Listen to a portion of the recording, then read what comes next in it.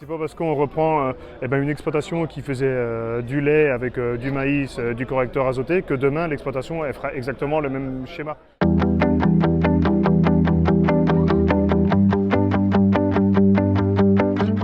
La grande force, j'ai envie de dire, des exploitants agricoles, c'est qu'on peut évoluer comme l'agriculteur souhaite. C'est lui qui est maître du jeu, entre guillemets. Sur l'exploitation, il y avait de l'élevage laitier et de l'élevage allaitant. Donc j'ai pas repris l'élevage allaitant, j'ai gardé que l'élevage laitier. Beaucoup de pâturage moi, sur l'exploitation et une petite partie d'engraissement de bœuf à l'herbe en plus et qui sont valorisés en vente directe sur l'exploitation. Pour simplifier les choses, la première année, donc j'ai suivi le modèle, on va dire, présent sur l'exploitation, donc maïs correcteur azoté.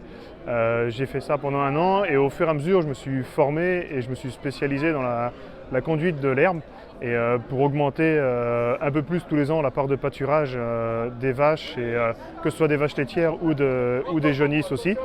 Et pour aujourd'hui arriver à plus des 3/4, voire plus de 80% de la surface de l'exploitation en herbe. Il faut qu'on, nous agriculteurs et porteurs de projets, il faut qu'on se remette en cause. Enfin, on a quand même le changement climatique qui est là, les façons de production, elles ont évolué aussi. Et c'est pas parce qu'on reprend une exploitation qui faisait du lait avec du maïs, du correcteur azoté, que demain l'exploitation elle fera exactement le même schéma. C'est ça un peu la grande force, j'ai envie de dire, des exploitants agricoles, c'est qu'on peut évoluer comme l'agriculteur souhaite. C'est lui qui est maître du jeu, entre guillemets, et qui peut, faut qu'il fasse évoluer son système comme lui il a envie et pas subir, on va dire, les activités extérieures ou ce que certaines grosses entreprises pourraient lui inculquer, quoi.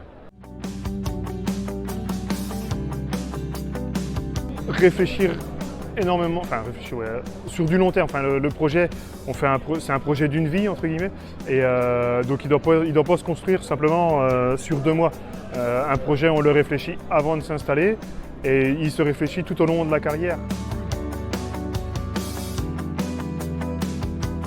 Souvent les jeunes ont dans la tête, on s'installe avec les parents ou on s'installe sur une exploitation. Tout de suite dans la foulée, il faut faire des investissements. Certaines exploitations n'ont pas la nécessité d'avoir des investissements. Certaines oui, d'autres on peut rouler 4-5 ans sans faire d'investissement. Ça permet de s'approprier un peu sa façon de travailler, d'anticiper dans le coup les investissements et de faire de bons investissements, on va dire, par rapport à notre façon de travailler. Moi, c'est vrai que si on prend mon cas personnellement, j'ai attendu 8 ans avant de commencer à faire les premiers investissements sur l'exploitation pour réfléchir les investissements par rapport à ma façon de production et à ma façon d'utiliser mes herbages et mes terres qui sont autour de l'exploitation. Et l'installation agricole, c'est comme je disais, c'est sur du long terme. Il ne faut pas se précipiter tout de suite et attendre un peu et surtout bien réfléchir ce qu'on peut investir et quand on peut investir également. Beaucoup s'installent avec leurs parents, donc ce qui est très bien.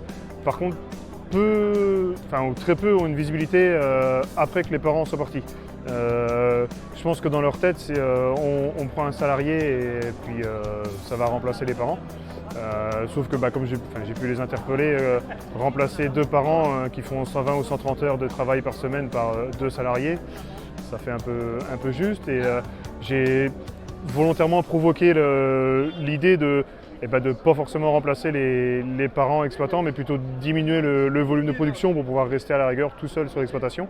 Alors certains ont répondu qu'ils y avaient pensé, pas forcément la majorité, mais c'est un peu la question quand même des futures installations. Le salariat, on le ressent de plus en plus, c'est compliqué d'en trouver, c'est compliqué de garder les salariés sur l'exploitation, et c'est une réelle question dans les futures installations des jeunes. Ah oui, reprendre une exploitation, je vais reprendre mon cas, entre guillemets, mais moi je suis hors milieu agricole, mes parents n'étaient pas dans le monde agricole, mes grands-parents, je les ai jamais connus en production sur leur exploitation.